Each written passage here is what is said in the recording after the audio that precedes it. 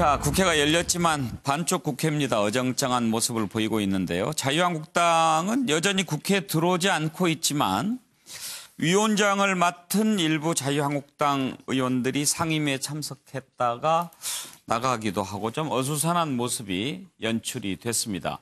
자, 국회 복지위원회 이명수 복지위원장이 여야 간사가 협의해야 된다라고 하면서 거부를 하다가 1시간 만에 산회를 했는데요.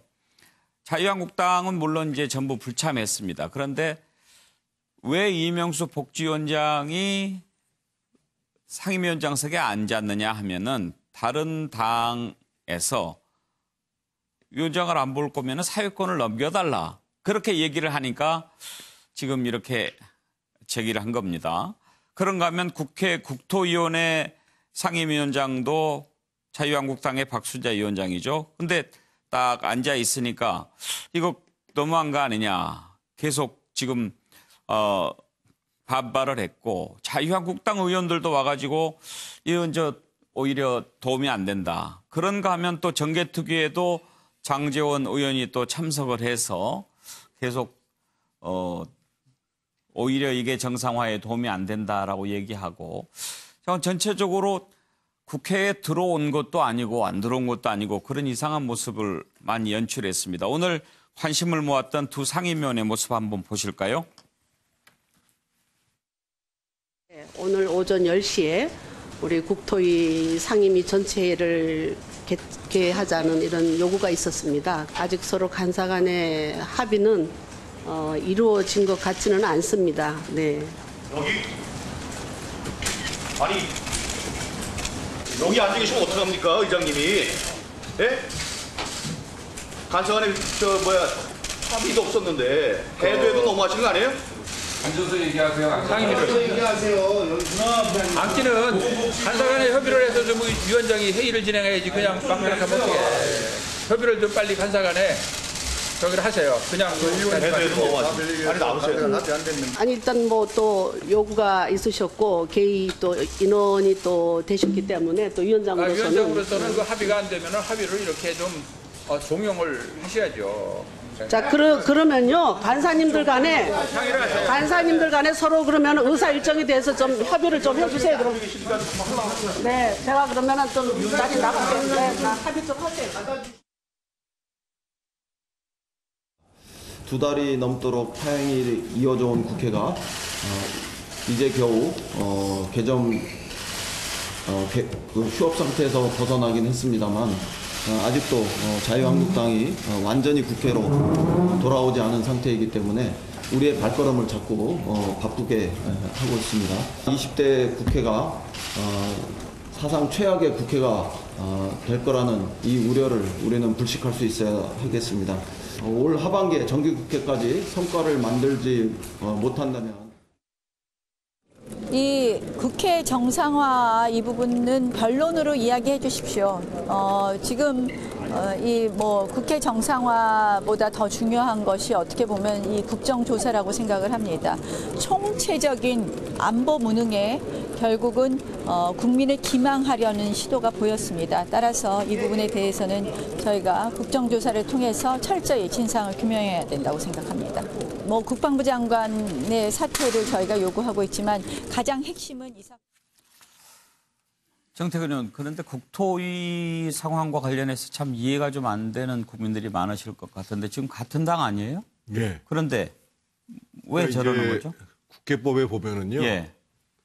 그 위원장이 고의적으로 회의를 안 연다라고 하면 그 사회권을 넘겨받을 수 있도록 법에 규정돼 있어요. 52조, 50조에. 그러니까 이제 그걸 안 넘겨주려고 박순자 위원장은 앉아 있는 거고 그런 걸 가지고 의사일정이 합의가 안 됐으니까는 또 자유한국당 사람들은 사실은 짜고 하는 거죠, 짜고. 짜고. 네. 근데 제가 그거를 모르는 국민들은 얼마나 궁금하고 황당하겠어요. 근데 제가 그러니까 이해가 좀 가네요. 자유한국당이 당명을 잘못 만든 것 같아요. 이 국회 활동을 너무 자유롭게 생각하고 있어요. 정말 저는 심각하다고 보는 게 아까 지금 국토위에도 얼마나 큰 현안이 있냐면요. 지난번에 국토부에서 신도시 발표했잖아요. 그것 때문에 그 바깥쪽에 있는 주민들이 얼마나 지금 분노하고 있어요. 그래서 그런 문제들을 국토위 열어서 따져야 돼요, 지금요. 국정조사 하겠다고 얘기했으면 빨리 국회 열어가지고 국정조사 계획안 내가지고 야당하고 합의 봐서 왜 이런 중요한 문제 국정조사 안 하냐? 이렇게 해야 될 거 아니에요. 윤기찬 대변인 짜고 한 건 맞습니까? 짜고 했다는 표현은 좀 그렇고요. 예. 저 이제 원내 준법 협의해서 투쟁이다. 했습니까? 예를 들면 지금 말씀하신 것처럼 예. 그 상임위원회 개회는 막지는 못합니다. 왜냐하면 의장이 요구하거나 예. 또 위원장이 할 수 있죠. 그다음에 일정수 국회의원이 요구하면 개회는 해야 돼요. 근데 그 개회를 거부하거나 위원장이 또는 의사 일정을 기피하면은 위원장의 어떤 그 직무를 뺏겨요. 예. 타당의 간사한테 예. 뺏기기 때문에 그 위원장의 직무를 태업하는 거죠, 일종의. 그래서 하긴 하되 법 테두리 내에서 하는 겁니다. 왜냐하면 이건 불가피한 면이 좀 있는 것은 이해를 해 주셔야 되는 것이 그 각 상임위별로 또 예산안 심사를 나중에 하지 않습니까? 예. 근데 이제 상임위에서 예산안 심사할 때 위원장의 권한이 사실상 거의 없어요.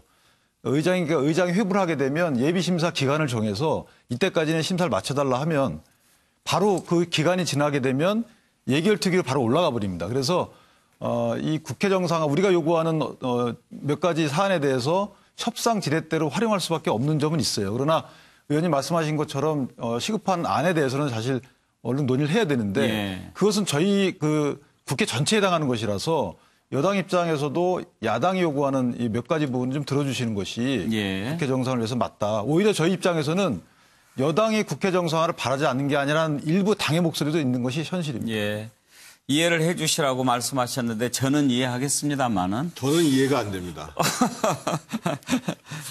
자, 지금 저 말씀을 들어보면 자유한국당은 국회를 여는 것은 아직 아니다. 네. 그렇지만 상임위원장을 또 자유한국당을 빼고 마음대로 운영하는 것은 또 안 되겠다. 지금 이런 거네요. 예, 그렇죠. 앞서 제가 지난 화요일 때 그런 이야기했습니다. 자유한국당이 지금 하고 있는 정치가 편식 정치다. 편식. 이 자기가 먹고 싶은 거, 자기가 먹고 싶은 거 먹으려고 하는 거죠. 예를 들면 그러니까 지금 청문회 같은 경우도 국세청장 청문회, 검찰총장 청문회는 임하지만 국회 정상화는 하지 않겠다. 그리고 똑같이 지금 오늘도 보면 위원장으로서의 권한을 행사하고 싶은데 그러나 회의는 정상적으로 할 수 없다. 자기들만 자기가 지금 좋아하는 것만 먹고 싶어 하는 거죠. 똑같은 논리로 지금 오늘 우리가 방금 이야기했던 목선과 관련된 국정조사, 예. 국정조사 관련된 것도 아까 우리 방금 자료화면에 나왔습니다만 지금 나경원 대표가 그건 변론은 국회 정상화는 변론이다. 별개의 문제로 이야기해야 된다고 하는데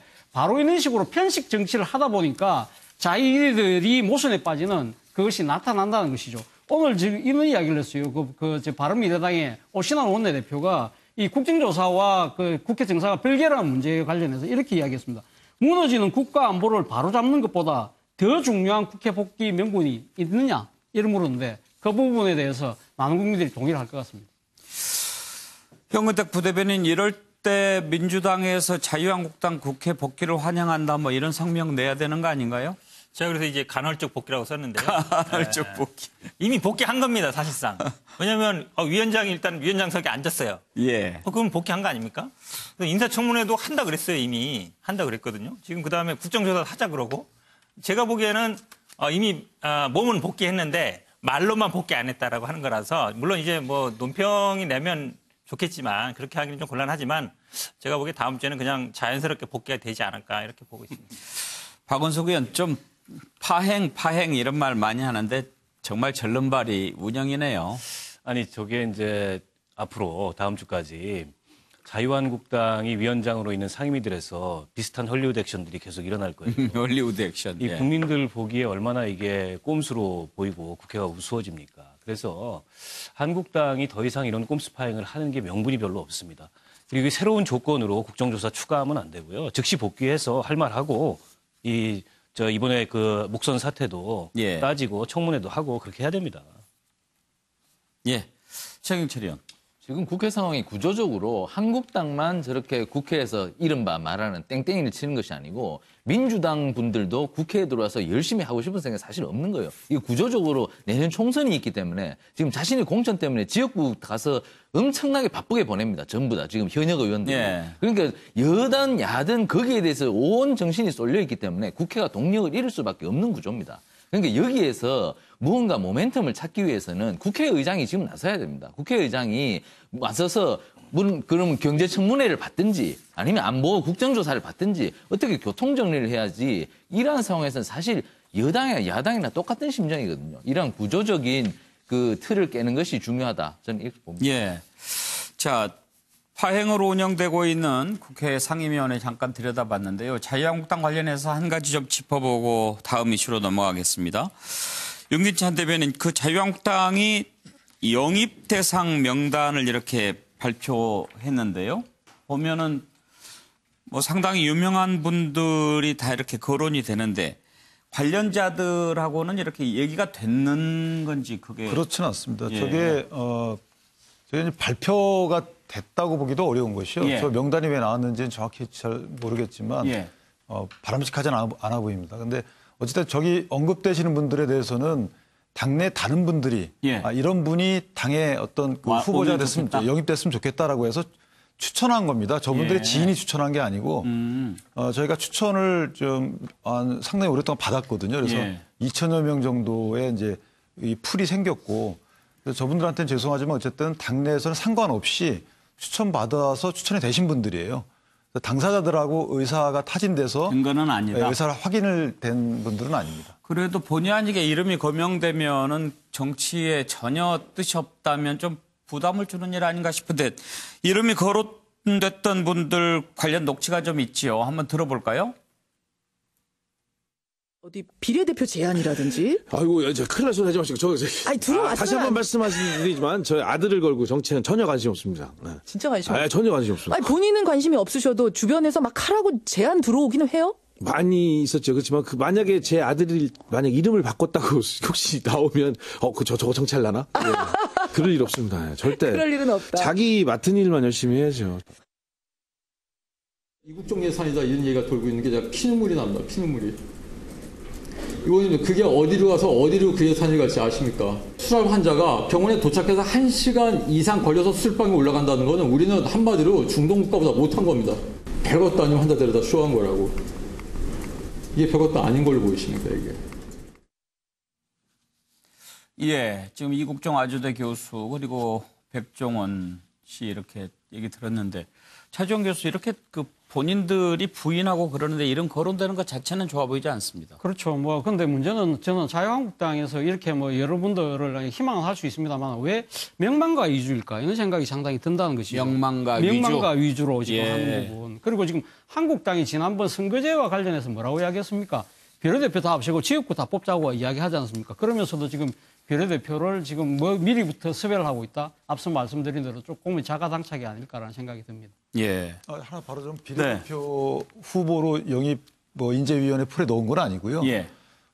이게 이제 그냥 뭐 지역구가 될 수도 있는 거고 그래서 비례대표자라고 단정하시는 건 조금. 근데 만약에 비례대표가 아니고 지역구라고 한다면 저분들한테 더 큰 부담을 주지 않을까. 저거는 저런 분들이 많이 추천이 됐다라고 이렇게 이해해 주시면 될 것 같아요. 근데 한국당이 그러니까 지난 그 19대 때죠. 19대 때 사실 그 탈북자라든지 또 해외 이주민 이런 분들 비례대표 공천을 했어요. 그러니까 우리 사회의 그 소외된 약자나 이런 부분들에 대해서 관심을 가졌는데 그분들의 의정 활동이 사실은 뭐 그분들은 열심히 했습니다만은 그것이 정책으로 이어지지 못했다. 일회용으로 끝났다. 그런 측면에서 더 비판적인 측면도 분명히 있는 것이죠. 그러니까 좀 더 만약에 지금 이게 사회명망가뿐만 아니라 우리 사회의 약자와 소외계층에 더 큰 관심을 갖고 지속적 노력을 해야 되지 않을까 생각됩니다. 당사자들한테는 엄청나게 무례한 거고요. 서로 효과를 보려면 어느 날 딱 영입 작업을 완료해가지고 깜짝 발표해야지 효과가 있죠. 저런 식으로 계속 흘려대면 나중에 영입이 돼도 무슨 효과가 있겠어요. 저게 이른바 간복인데요. 간복이. 정치권의 굉장히 나쁜 습관입니다. 예. 당사자들의 의사와 무관하게 저런 명단을 흘려가지고 여론의 반응도 보고 당사자들의 반응도 보고 정치적 관심도 유발하고. 근데 본인은 전혀 뜻이 없는데 이렇게 본인 의사와 무관하게 이름이 거론되는 분들은 일종의 이게 피해를 받는 거예요. 예. 근데 이런 식으로 매번 총선이 되면 저렇게 명망가들이나 유명인들을 앞세워가지고 마치 그것이 혁신이냐, 마치 그것이 개혁이냐. 사실 근데 유명인들 영입한다 해서 그게 혁신이나 개혁은 아니거든요. 오히려 지금 자유한국당이 진짜 혁신을 위해서 노력해야 될 것들은 다른 데 있는데 그런 건 다 내버려 두고 저렇게 국민들의 관심을 유발할 수 있는 리스트 몇 개를 가지고 혁신을 대신하겠다? 이거 굉장히 안 좋은 거죠. 정치에 관심이 없는 것도 있지만 만약에 다른 당에 가고 싶은 마음이 있는 분들도 있을 거 아니에요. 그런 경우에는 괜히 이름 올렸다가 나중에 그쪽 당에 영입이 되면 사람들 기억에 그 전에 자유한국당에서 이름 나왔던 사람 아닌가 이럴 수도 그런 있을 게 피해죠. 거고. 예.